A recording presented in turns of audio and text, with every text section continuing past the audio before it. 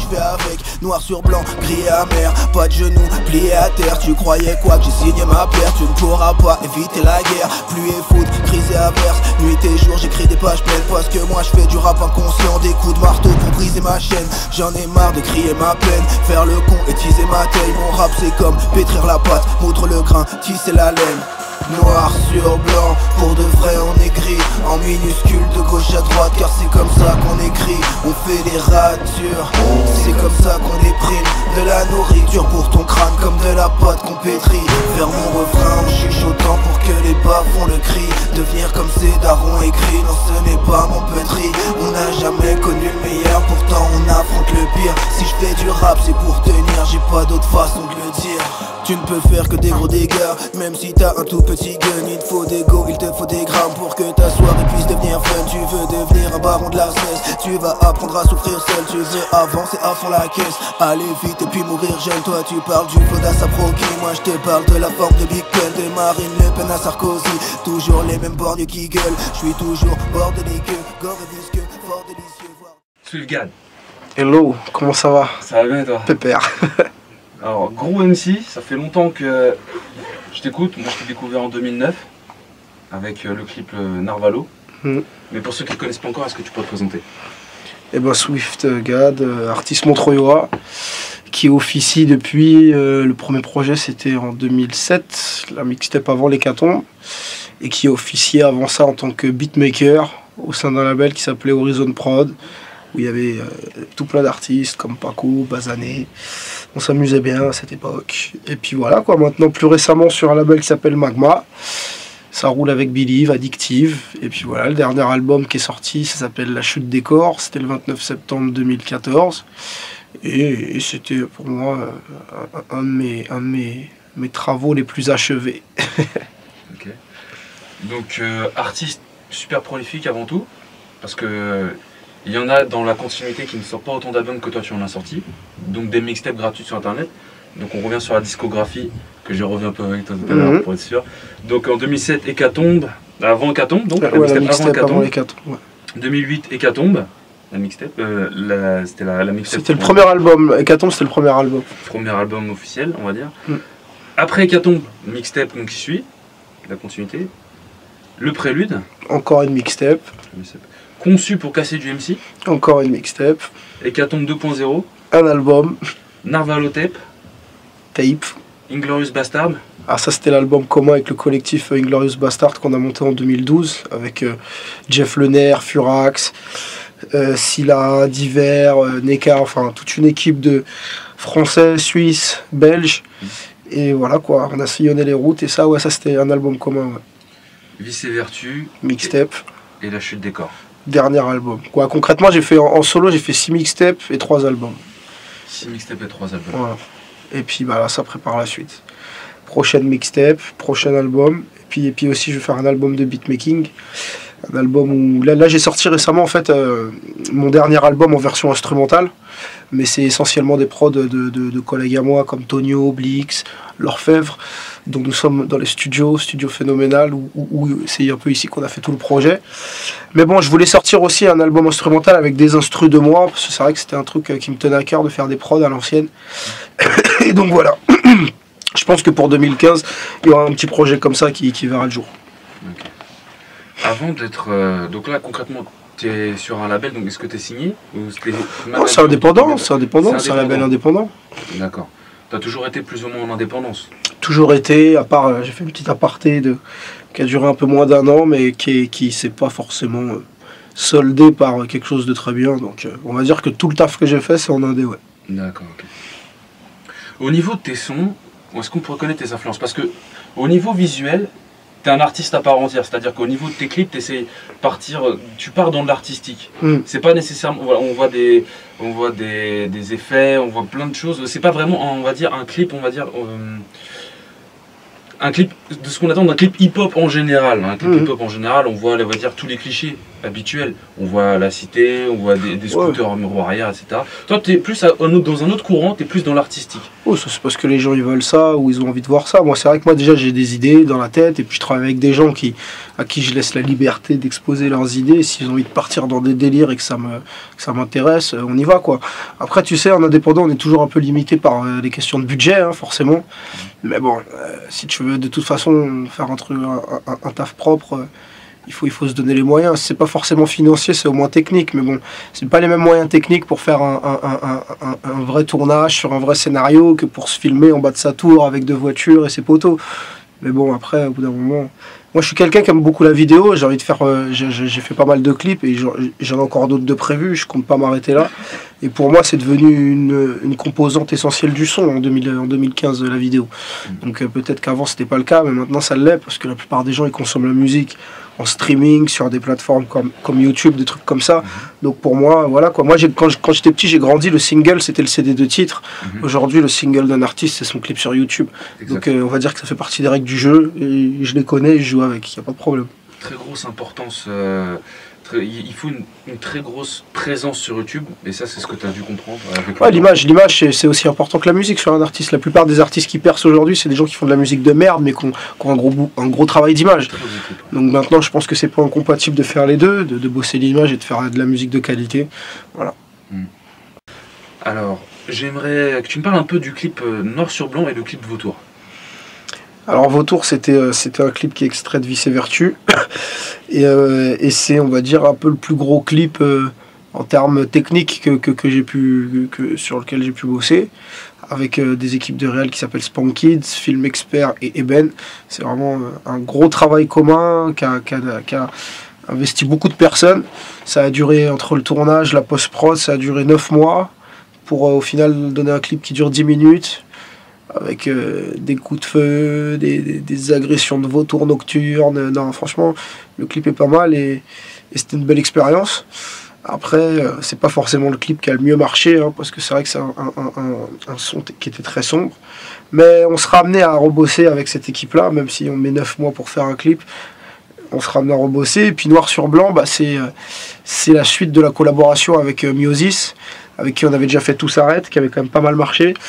Et voilà, et donc c'est un clip où il avait envie de faire un peu de rétrospective de ma vie, où je me voyais un peu en mode vieux, tu vois, avec où je suis maquillé en mode latex et tout. Là, on avait fait venir une vraie équipe de maquillage. Pareil, on s'est éclaté, mais je peux te dire que moi, je me suis pas trop éclaté avec le maquillage sur la gueule comme ça toute la journée. C'était très dur, mais le résultat est propre. Et donc voilà, avec Miosis, c'était le 2e clip, et il y en a 2 autres qui arrivent, Chinese Coffee, Loin du cœur, et c'est vraiment un gars avec qui je serai amené à retravailler parce que vraiment il y a un gros respect mutuel du travail de chacun. Et voilà quoi, moi la vidéo, comme je t'ai dit, c'est quelque chose d'important pour moi, donc j'aime bien bosser aussi avec des gens, comme on disait tout à l'heure, qui savent faire autre chose que filmer en bas d'une tour. Donc à côté de ça, tu as organisé pas mal de concerts, donc le Narvalo Show, est-ce que tu peux nous en parler? Ouais, bah, au début le Narvalo Show, c'était un petit concert qu'on avait organisé pour fêter l'anniversaire de notre assos, le Narvalo Club. Et moi, le but, c'était voilà, de s'amuser, de ramener tous mes potes sur scène, de faire une grande fête commune. Ça a duré les 2 premières années comme ça, et puis à partir de la 3e année, c'est devenu vraiment un gros festival du rap français indépendant. Et puis voilà quoi, bon, ça s'est toujours bien passé. On est passé d'un petit terrain de gitans dans le Haut-Montreuil à des grands stades de foot et tout. Voilà quoi, à part l'année dernière où à cause des assurances et d'un avis de tempête qui avait été émis, on a dû l'annuler. Mais sinon c'est toujours une grande fête, et en 2015 on sera encore au rendez-vous, je pense. D'accord. Le Narvalo Club, qu'est-ce que c'est? Alors Narvalo Club, c'est une association qui organise justement plein de choses autour des arts urbains, aussi bien le graffiti, le rap, la danse, le DJing. Donc on fait des ateliers dans les écoles, dans les centres, dans les théâtres, les conneries comme ça. On organise des événements, des concerts, des expos, le festival Narvalo City Show notamment.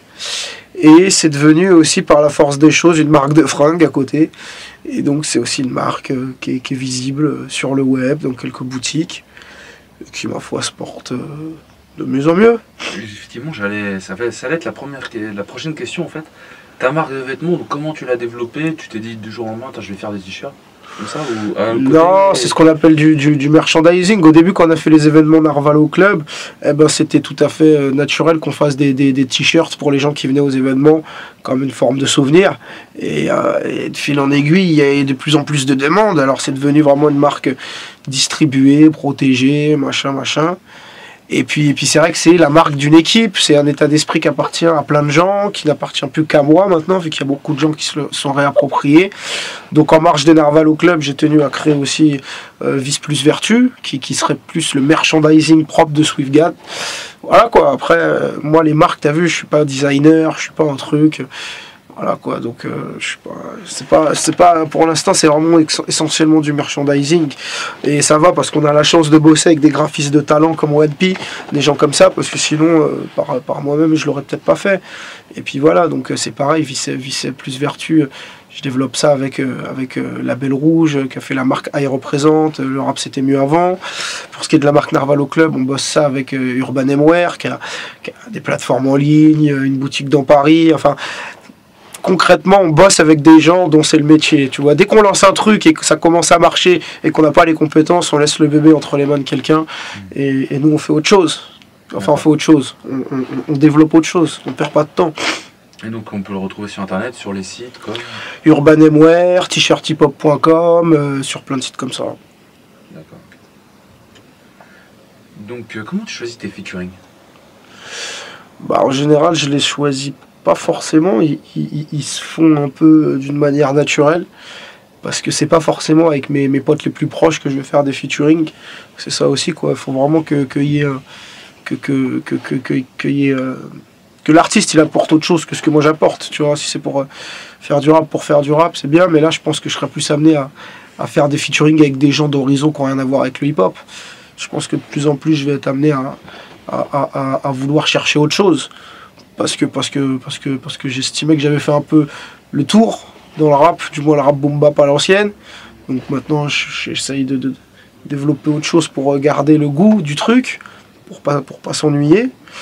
Et donc voilà quoi, je pense que là dans le dernier album c'était quasiment que des rappeurs. Je pense que dans les prochains projets il y aura peut-être moins de rappeurs et plus d'artistes qui viennent d'autres horizons. Des gens comme, je sais pas, je peux peut-être parler de Sofiane Pamar qui est pianiste en conservatoire, qui est super fort, qui a fait une tournée avec Scylla notamment, qui a joué en live pour des gens comme Medine. C'est vraiment un pianiste qui est issu du milieu de la musique classique et qui a vraiment envie de bosser dans le milieu hip-hop. Et c'est plus avec ces gens-là que j'ai envie de travailler aujourd'hui. Comment se passe ton indépendance? Est-ce que tu arrives à en vivre aujourd'hui? Combien ça coûte de faire un CD? L'indépendance, c'est un choix difficile. Après, ça dépend si t'es indé avec ton pote qui investit pour toi ou si t'es indé et que c'est ta poche qui investit pour toi. Après, moi, j'ai trouvé une sorte de mi-système, mi-figue, mi-raisin, cul entre deux chaises, où j'en mets encore toujours un peu de ma poche, mais il y a aussi d'autres gens qui en mettent de leur poche, parce que je trouve ça normal aussi, que ça soutienne derrière, parce que ma musique, elle fait pas vivre que moi. Mais encore faudrait-il qu'elle me fasse vivre vraiment, parce que moi je travaille à côté.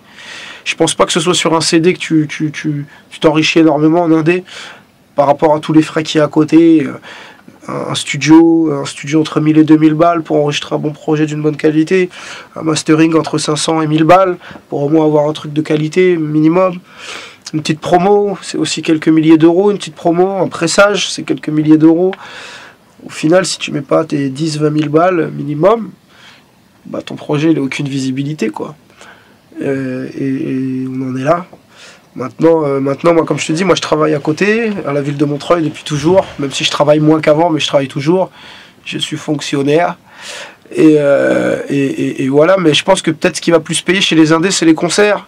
Comme on disait tout à l'heure, le merchandising, et c'est peut-être pour ça aussi que maintenant, de plus en plus, les rappeurs, ils mettent en avant leurs t-shirts, ils font de plus en plus de concerts, parce que c'est ça qui paye aujourd'hui, c'est le produit dérivé, et puis aller à la rencontre des gens, quoi. Ça, les concerts, ça marche tout le temps. Mais pour ça, encore faut-il avoir de l'actu. Alors c'est sûr que c'est pas forcément les gens qui vont te sortir un album tous les 4 ans qui seront toujours sur la route.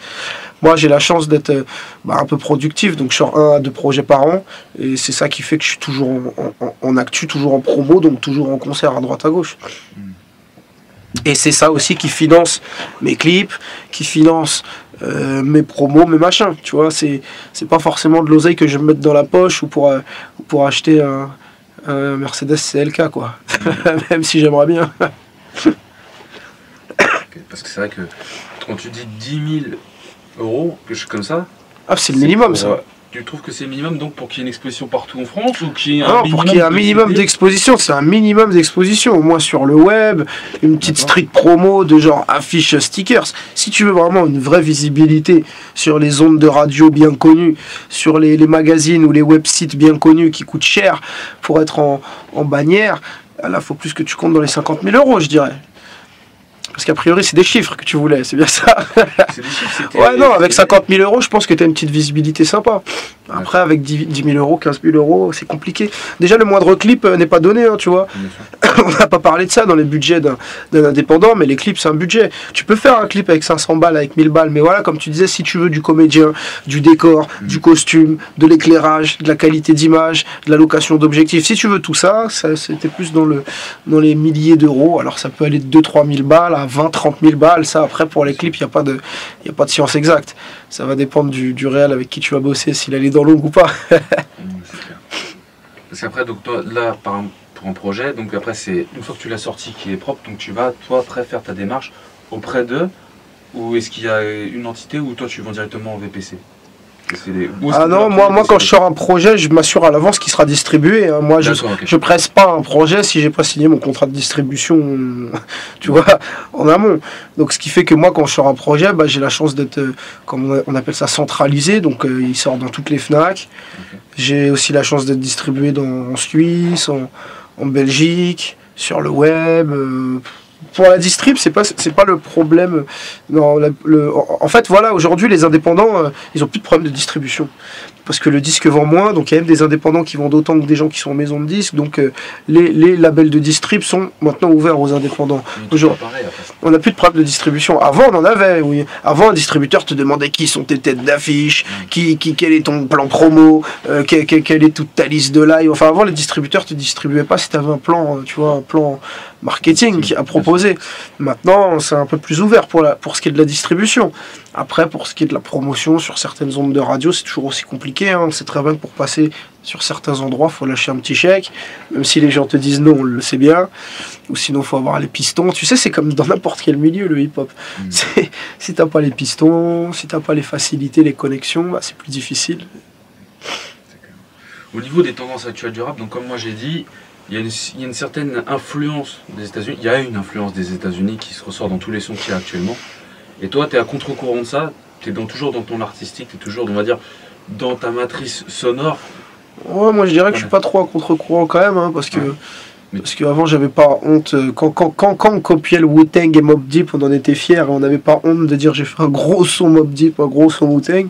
Et maintenant, il faut croire qu'aujourd'hui on a honte de dire oh, j'ai fait un son Lil Wayne, j'ai fait un son Drake. Faut croire que les gens n'arrivent plus à assumer le fait qu'on a toujours pompé les quinries, tu vois. Si on fait du rap aujourd'hui, c'est parce qu'on a copié les quinries. Il y a eu quelques années de stagnation, on a dit non, on fait du rap français, gros. Mais ça n'a pas duré très longtemps, on ne fait que copier les quinries, et comme on le voit aujourd'hui, ceux qui se démarquent, c'est ceux qui sont restés connectés avec les États-Unis. Alors après, c'est vrai que c'est un autre type de hip-hop. Après, ça, c'est les goûts et les couleurs, tu vois, il en faut pour tout le monde. Mais ouais, force est d'avouer que tout ce qu'on fait est forcément influencé d'un rappeur qui lui-même a copié les quinries. Bien souvent, tu as entendu un son de Caris, un son de Booba, tu veux faire pareil, mais eux-mêmes ont copié un Lil Wayne, un Gucci, un Ace Hood, tu vois, des gars comme ça. On les connaît les sons. Mais voilà, c'est bien, c'est marrant, parce que quand tu restes connecté, quand tu écoutes les albums des gars, tu fais oh, je connais ça, oh c'est copié ça, oh là, elle était loin là. C'est marrant. Il a bien calqué. D'accord, ok. Ouais, mais c'est vrai qu'au final, il y a vraiment cette grosse influence-là. Donc toi aussi, dans la suite de tes projets, comment ça s'annonce cette année 2015 pour toi? Bah, ça s'annonce plutôt bien, hein. C'est-à-dire que vu que je viens de sortir un album, j'arrive en 2015 un peu libéré, délivré. Tu connais pas ça? Ta fille, quand tu auras des enfants, tu apprendras. Là, je suis un peu libéré en 2015, donc j'arrive avec des nouveaux projets. Okay. Donc voilà, j'ai toujours une mixtape, un album qui vont suivre, mais je les ai mis un peu de côté pour sortir un album instrumental. J'ai aussi un projet qui me tient à cœur, c'est un livre, mais c'est pas un livre de trémar sur ma vie, hein. C'est un conte pour enfants, voilà, illustré par un poteau à bois. Et donc là, ça c'est en cours et ça devrait sortir à la rentrée 2015. Voilà quoi, j'ai plusieurs projets. Un livre pour enfants. Tout à fait, monsieur. Un conte pour enfants, un conte un petit peu moderne. Ouais, puis je pense que c'est marrant. C'est marrant, ça va être un livre CD, donc il y aura beaucoup de voix un peu connues du hip-hop qui seront au micro. Et pour les bandes son, il y aura des gens qu'on connaît bien comme Altarba. Ça va être un beau projet. Puis ce qui est marrant, c'est que quand tu vas voir les artistes avec un projet comme ça, ils sont 2 fois plus opérationnels pour un simple featuring ou un truc comme ça. Tu vois, dès que tu leur parles d'un projet qui les change un peu, les gens sont contents. Ils ont envie de faire autre chose. Les rappeurs, ils ont vraiment envie. Mais ils sont enfermés dans leur image de mec à capuche. Et donc, le Narvalo Show cette année également. Pareil, normalement, si tout se passe bien, le 4 juillet. Voilà quoi. Après, il y aura aussi beaucoup de clips cette année. Hein. On va essayer d'en lâcher un par mois. Okay. Voilà, ça va être un peu le rythme de croisière. Et puis voilà. Après, il y a aussi des projets parallèles comme l'album du groupe Jerrycan. Donc voilà, on a monté un groupe, moi, à 2H chez Dandigel pour faire la BO d'une série qui s'appelle Kibel Coco. Cette BO devait voir le jour l'année dernière, mais vu que la série a connu quelques petits problèmes de dernière minute, la BO sortira sûrement cette année. Voilà quoi, il y a aussi là récemment le projet Fit Bush du poteau Guts qui va sortir en 4 exemplaires différents, enfin en 4 vinyles, et après il va faire le CD où il va regrouper ces 4 vinyles.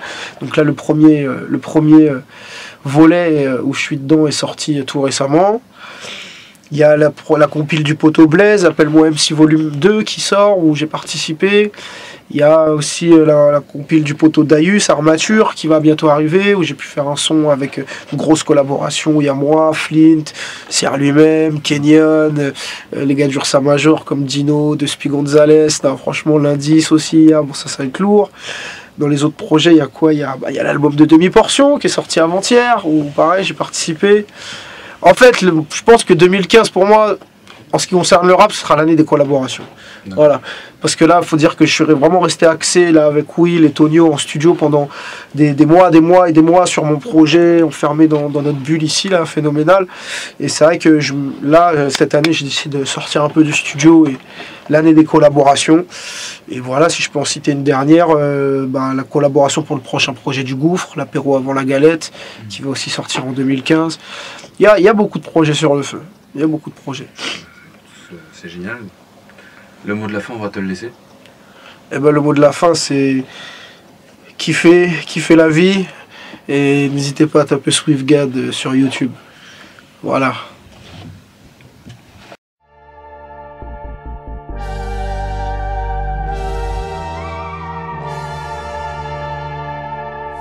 Le regard perçant, je repère mes proies à plusieurs kilomètres. Je viens du peuple migrateur, je fais exploser les chilotestes. Vie d'ordure du règne animal, cavale je t'avalerai plus tard. J'attends ton dernier souffle, je traîne dans la vallée du diable. Je suis toujours à l'affût, je suis dans un décor trop vulgaire. Tributaire de ton décès, arracheur de globes oculaires. J'ai picoré le corps du Christ, PC des blondes, PC des brunes. À force de jouer avec le feu, c'est clair que j'y ai laissé des plumes. Mon bec est fait pour pénétrer dans les épidermes les plus durs. Paraît que la concurrence est morte, tu posé sur sa sépulture. Tu prendras ta fessée, c'est sûr. Et t'auras beau fumer des pètes dans ce monde où la cessée est pure. Mes fils veulent me brûler les ailes, pucelle. T'es une denrée rare donc tu seras ma proie. T'as une copine à qui tu parles d'amour, donc on le fera à trois. Le danger vient du ciel, la nature est cruelle. Guidé par l'odeur de la mort, le vautour traîne dans les ruelles. Je tourne en rond, je plane. Je tourne en rond, je plane. Je tourne en rond, je plane.